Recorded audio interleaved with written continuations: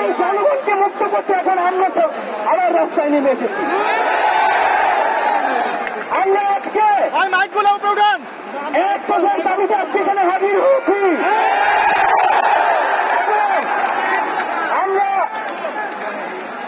জীবনের নিরাপত্তা, বাংলাদেশের মানুষের জীবনের নিরাপত্তা, সমাজের ন্যায় বিচার প্রতিষ্ঠার জন্য আমরা এক দফার সিদ্ধান্তে উপনীত হয়েছি।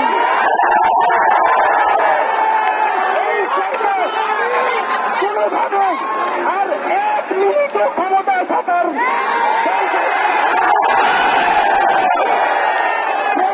বলেছে গণভবনের দরজা খোলা আছে।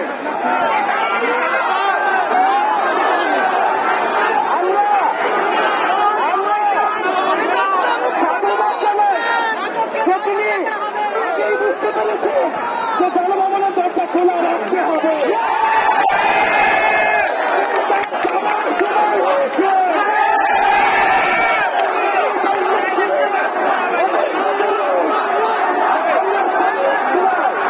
আমরা আপনাকে উৎখাত করার জন্য আসবো।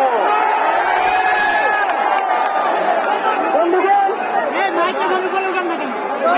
আমরা খুবই স্পষ্ট কথা, শুধু শেখ হাসিনাকে পদত্যাগ করলেই হবে না।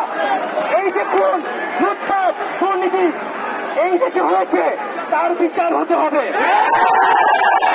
আমরা পদত্যাগ দিয়ে তাকে কোনো এক্সিট নোট দিতে চাই না। তাকে পদত্যাগ করতে হবে, বিচারের আওতায় আনতে হবে। এবং শুধু শেখ হাসিনা নয়, পুরো মন্ত্রী পরিষদ, সরকার সবাইকে পদত্যাগ করতে হবে। এবং এই যে রেজিম, এই যে জাতীয়তাবাদী শাসন ব্যবস্থা, এটাকে বিলোপ করতে হবে।